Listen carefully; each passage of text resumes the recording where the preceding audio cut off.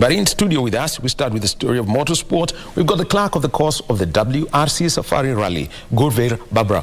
Welcome, COC. Thank you. Good morning. Well, so actually, yeah, clerk of the course, very interesting. that almost coincides with CNC, but COC, that's what they would refer him in rallying circles. And why are we making it here? Making the Kenya National Rally Championship affordable and having more entries. People have got cars parked in their garages and they can't compete. So something happened last year. The KMSF set up a task force. He was part of it, and they came up with a way to make it more exciting, and there have been changes. But before we get specifically into that, we were having this conversation. Jeremiah Wahome, he's part of the FI Rally Star program. He won his maiden Kenya National Rally Championship event yesterday, the Rally Sports Club Machakos Rally. But it's that he's 24, and the last time a Kenyan won, an indigenous Kenyan, was Patrick Newey 24 years ago. Gurvir.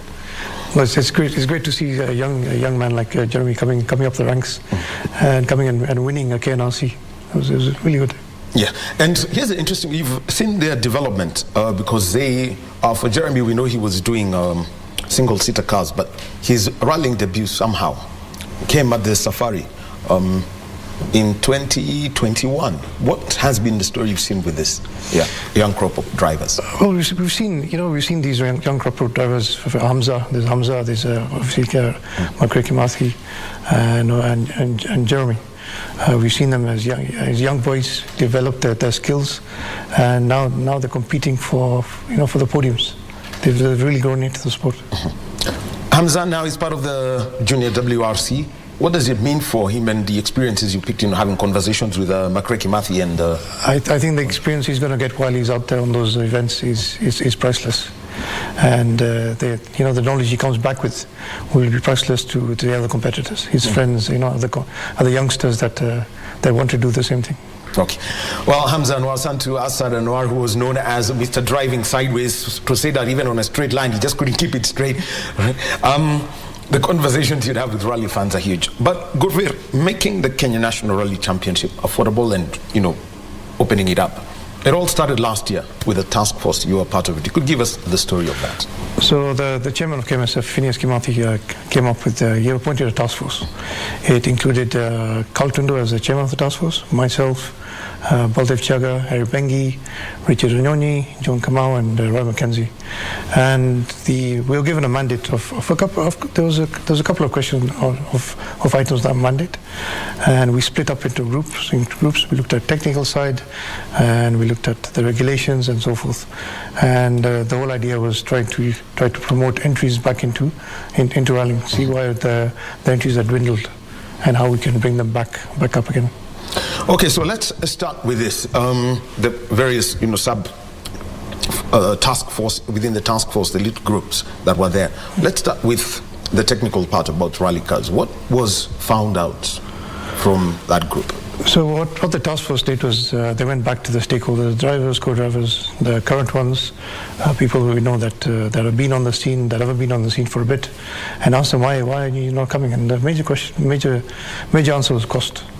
And so we looked at how to reduce the cost of doing an event, and obviously most of it was on vehicles, on the technical side and on the regulation side. So that's when we started looking at the regulations and technical aspects of the cars. What did they say? Because knowing that somehow at times there's the saying that there's so much focus on the WRC, you're trying to make KNRC look like that. What is it that the drivers wanted with some of the trying to fit in to their national level, national competition level, with the kind of cars that they have? I think the biggest thing everyone is dealing with right now is the aftermath of COVID. We're still coming out of it. I don't think it's just it's a Kenyan thing. It's not just a local problem. It's regional and worldwide as well. Obviously, we're coming out of it. You can see around the world, around the region as well. A lot of people are getting back into the sport, spending. So hopefully, over the next couple of months, we should see a lot more entries back into the KNRC. Okay, so let's now start with cars that compete, because there is for example, because we'll be speaking about it later, the Equator Rally. You've got the top cars there, what is now known as Rally 2, say what was R5, yes, kind of car that you'd have with that Karan Patel drives. Then you've got the Rally 3 cars, what Jeremy, McRae, Hamza are driving. How are this dictated from the FIA level for those who can, afford them? So those cars have specific regulations to them. A lot of them do the Rally 2, the Rally 3. The Group N cars that we should see in the past are policed by these regulations that FIA came up with. One of the things that came back from the task force was that competitors feel that it was too expensive to go buy a Rally 2 car, and that the cars they have currently, the Evo 10s, Evo 9s, and so forth, cannot compete against an R2, which you can't, because they're decades apart. Yeah, technology has changed over the last couple of decades. So the idea was to give them a little bit more power, a bit more poke. So the new regulations has a B13 class. Yes. So the B13 class is taken, say for example, the Evo 10, and given it some freedoms on the size of the restrictor, give it a bit more power on cooling and on brakes. So it gives them a little bit more chance of being able to keep up with these modern cars. Well, quite interesting that you're giving boosts to these cars. Previously, they had Musa Locho would have to do something totally different. I mean, just keep checking them with his micrometers, with his gauges. Yeah. Now you see, we still have the Group N class, so those still run as per the homologation. The B13 has increased. We allowed them an increase in the restrictor, so it gives them, I think, a 2 millimeter extra, so a bit more power. We've allowed them to have sequential gearboxes to give them a bit more chance.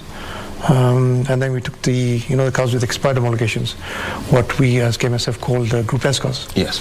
And created an S plus. So again, the same thing, cars with expired homologations. So say a GC8 or Evo 6 can go out to get a bigger restrictor if they can afford to go with buy a sequential gearbox.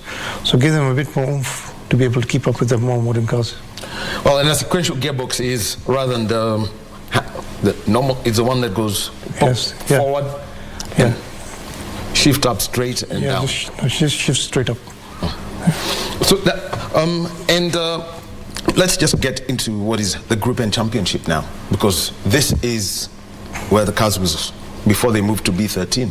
How do you then keep the Group N cars, make sure they're in check? Say like the last version of an Evo 10.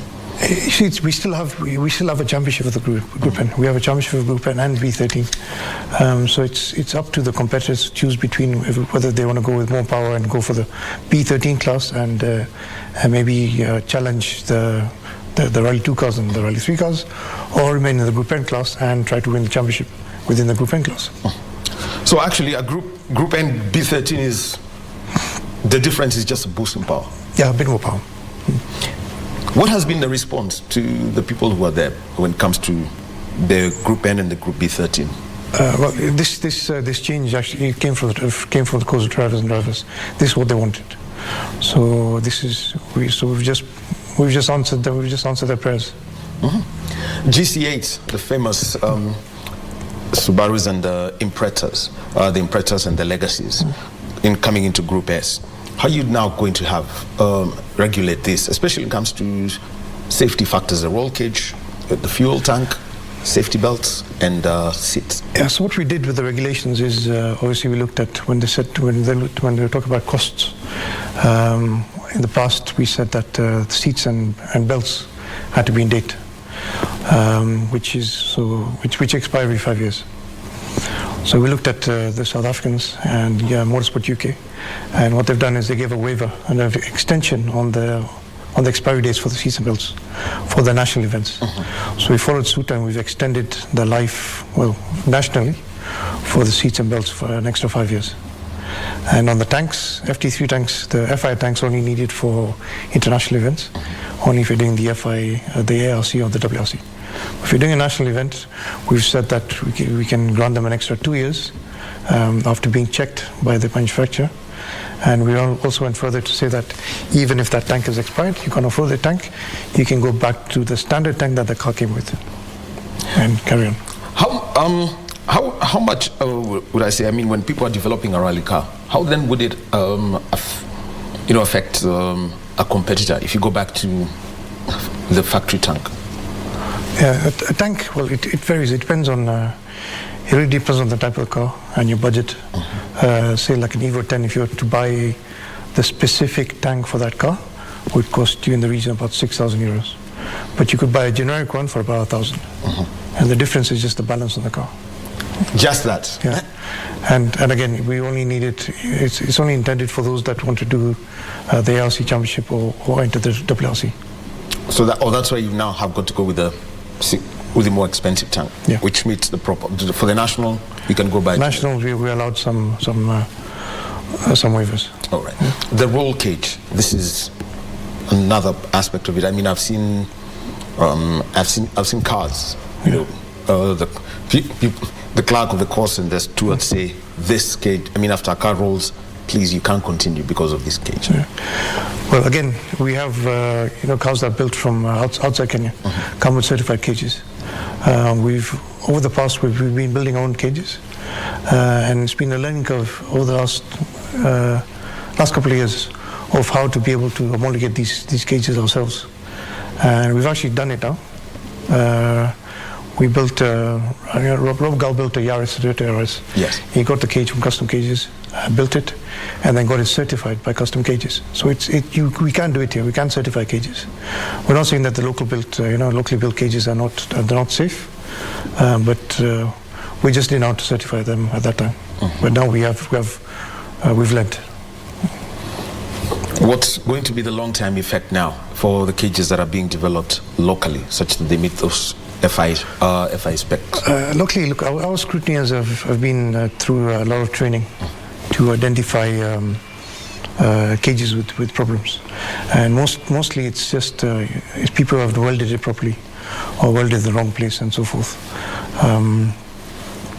So for a national event, I wouldn't say that you.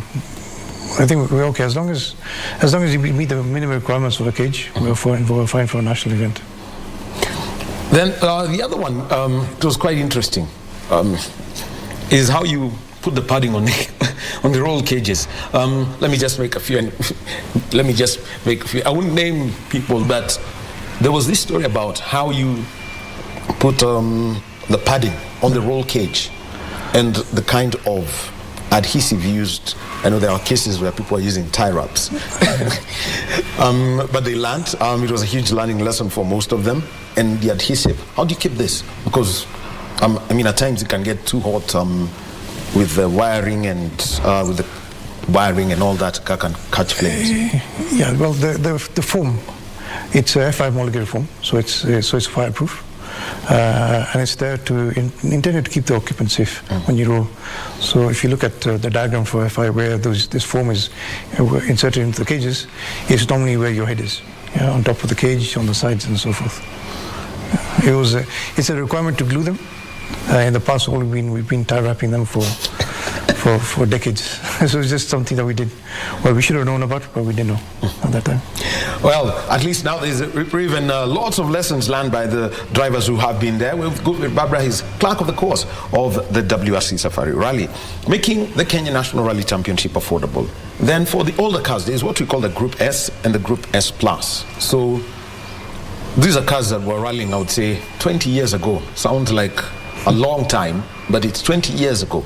So how then do people get these cars into that? Well, the regulations always said that if you have a certain car that is older, you can actually put new bits in it. So if you look at it like a GC8, which was a 97, 98 car, you could put stuff in from a 2004 car, a new model car, as long as it fits, as long as it's from the same make of car. Yes. Yeah. Otherwise, it's going to be, you call them what, protos? Yeah. So how much are you going to tell people, giving the learning information back to the people who are fixing the cars, developing them? Well, we have a lot of people that build cars who are very good at it. And anyone, I'd just suggest or recommend that anyone that wants to go down this avenue gives KMSF a call, and just gets direction on who can help them, who can advise them. And there are lots of people now that can advise them. What else, something else that we've seen is SPV champion, the specially prepared vehicles. Ian Duncan's pickup, Nikhil Sachania had his pickup also. So how are you going to handle the people who are using, modified cars? That championship still remains. It's Ian's pickup. It was always wonderful seeing that. We get entries from the rally raid once in a while, so it's to try to encourage them to come join us as well. So the regulations for these people, what is it that tweaking that has been done to keep them going? No tweaking for them. SPV we've never had many entries for it, but hopefully we should try to push them back into it. The extension on the seats and the belts may promote them to come back in. Now here's the championship. I call it the Leo Varese Championship, the two-wheel drive. This is one championship. I think we had 3 entries yesterday. Great to see the numbers coming back. What's being done to promote this? Because at one point when you'd have 50, 60 entries, the golds, the Lavines were all packed inside that. So one of the suggestions that came from the task force was to get clubs to organize more club events, and not just look at the national series, but to promote grassroots. We need to look at small events, less mileage, less cost, and that way generate more people back into the sport. And that means two-wheel drive cars. All right. Now, Mombasa Motor Club, Roy Mackenzie's club, is one that's been has got a very active scene when it comes to this. What were the experiences that Roy dropped? I mean, Roy and his club members are doing a fantastic job down in Mombasa, running a club band championship, and it's for our clubs to run not just in Arabi but around the country, to take a leaf out of his book and learn from them and see what they're doing and how that club can help their own club generate, this interest from their members. The Mombasa, when we just take a look at it, because this is where it now comes to, how would I call it, the distances that would be set up. What kind of distances would you have for, say, a one-day clubman rally? Historically, the clubmans were half the length of a KNRC. So we had clubmans and we had training rallies as well. So Sikh Union Club last year organized a training rally. Slightly different from the clubman, where Sikh Union thought it was better to reduce the cost. We removed the recce and there was no service. So the drivers, we've done this in the past. We used to do this 20, 30 years ago. So drivers, co-drivers, they arrive in the morning and they're given a set of notes and told, go drive. Well, that sounds like, a Dakar. But it's interesting for the drivers, by the way. It's interesting, it's good for them to learn how to navigate and so forth. We don't have recce, so we reduce the cost from there. There's no service, so there's no mechanics. And so the cost goes down. Okay, so how then would you just keep, if the driver's got to fix something, how do you then manage that? And then they fix it themselves. We said that the rules are that you can fix the car with anything that you have on board. And the rules also say that competitors within, they can help each other. Oh, quite some great that would be great to see people helping each other out fix their cars. And for the club and rally, a normal KRC would have minimum 150 of competitive. Yeah, minimum is 150. Minimum 150, so you're talking about 75? Yeah, 70, whatever we can get, whatever they can get out of full tank of fuel. So there's no refill. They go out, they come back. Interesting. Now, one that's been put out there, Junior Championship for drivers. Let's talk about this and what the in Kenya, for you to drive, you must be 18. That's a rule. Yeah. So at what's the age bracket you're looking at for the drivers? I think, I can't remember off the top of my head, I think it's 25 years old for Junior Champion. It's what FI has been running with the Junior WRC, and it's to try to promote the same way the WRC is doing it. The ARC's had it for a little while now, and we're just trying to line ourselves up with that, so that if we can create a Junior Champion in a national series, to somehow promote them into the ARC as well. So, and overall, how then are you Junior Championship, those who are less than 28 years old on the 1st of January of the year of competition. Actually, that's what I've seen for me.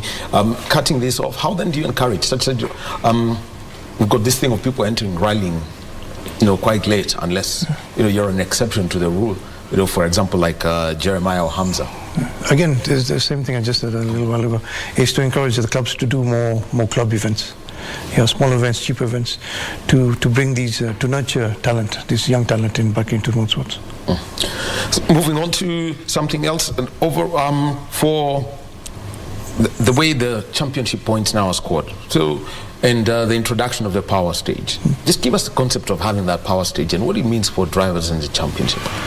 The power stage was purely meant for like a spectator thing.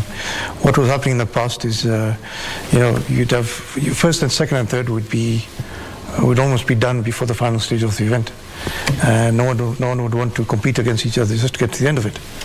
And the power stage gives the incentive to drivers to drive a little bit faster, to compete for a faster time during the last stage.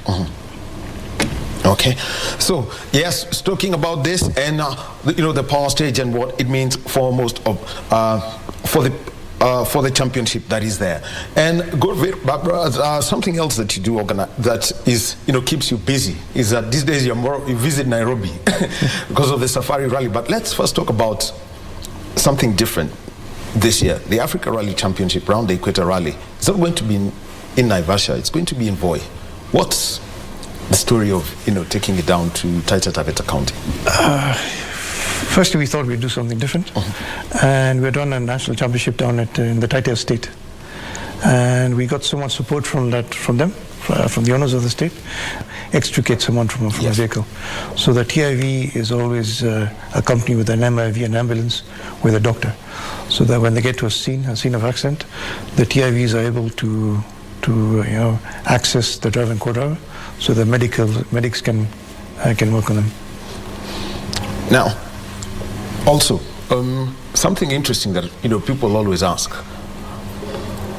the Safari, the spectator stage at Kasarani, how much more can probably people will get to access that rather than when autocross goes down there or when you've got the rally proper? Away from the rally. Mm-hmm. Yeah. Again, it's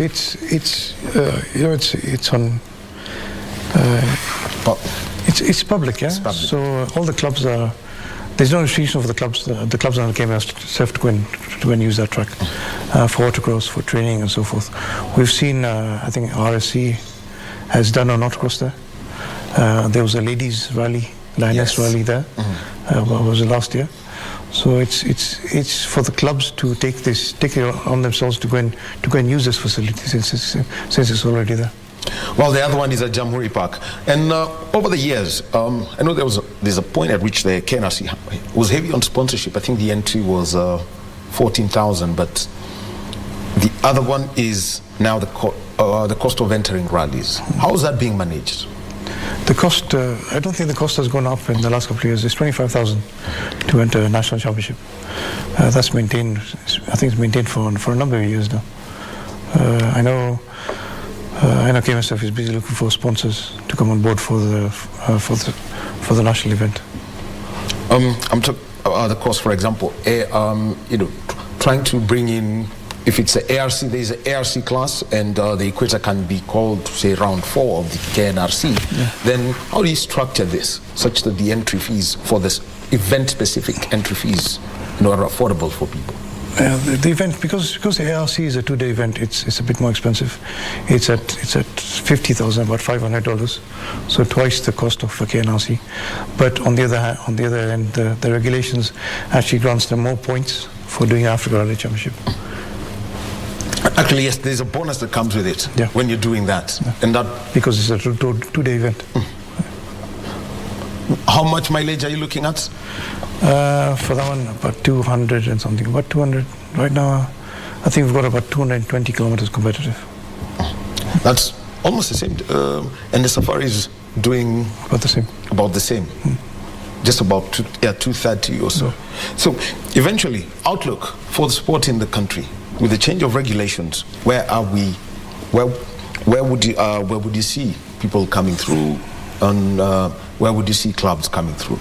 See, that was the plan of the task force. To come up with these regulations to see how we can promote the sport, and we imagine and we hope that helps people come, I guess people take out these old cars, bring them back into rallying. Gives them some incentive of being back behind the driver's seat. Then, the one thing that everyone's talking about, it's a huge thing here. Getting the, you want to hit the target of 9.5, the remaining 9.5 million trees. What would you encourage members of the public to do throughout the season?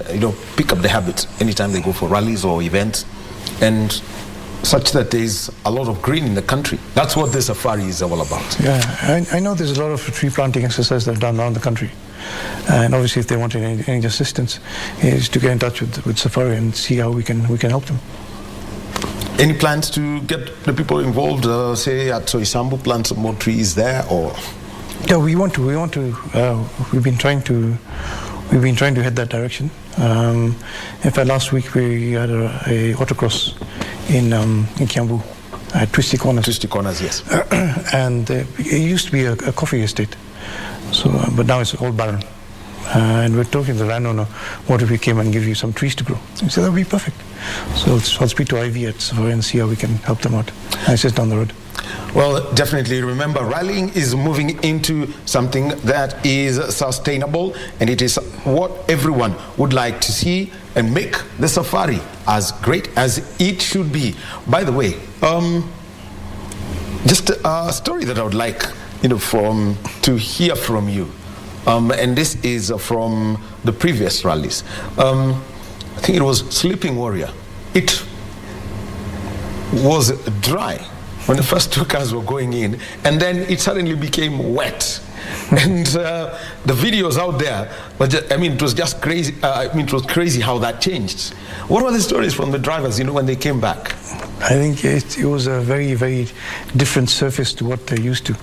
And from what they had reckoned, the condition changed in under an hour. It flooded the whole place, and obviously the notes that came up with from the recce obviously didn't work, and they didn't understand the surface. It becomes very, very slippery. It's not mud, it's not water. It's a mix of things. Porridge. Not even porridge. It would be hard to get stuck in that stage. You don't get stuck. But it's slippery, you will be all over the place. And the trees everywhere, as we saw. Oh yeah. Terry Noiville adopting a few trees. But let's hope that it just does rain sometime. It would be very great to see how they adapt to that. We want to see a safari with mud is what we don't know. It worked in our favor because the end of Elementaita, when it started raining, was actually the live TV stage. So everyone got to see it in the wet. It was incredible.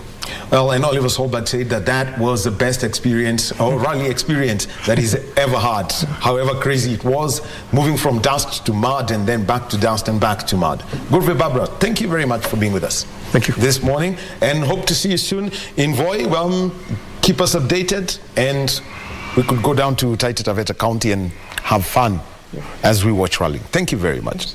We'll be taking a short break, and when we get back, let's talk about the national sport of Bangladesh that is now growing huge in Kenya. We're talking about Kabaddi in a short while.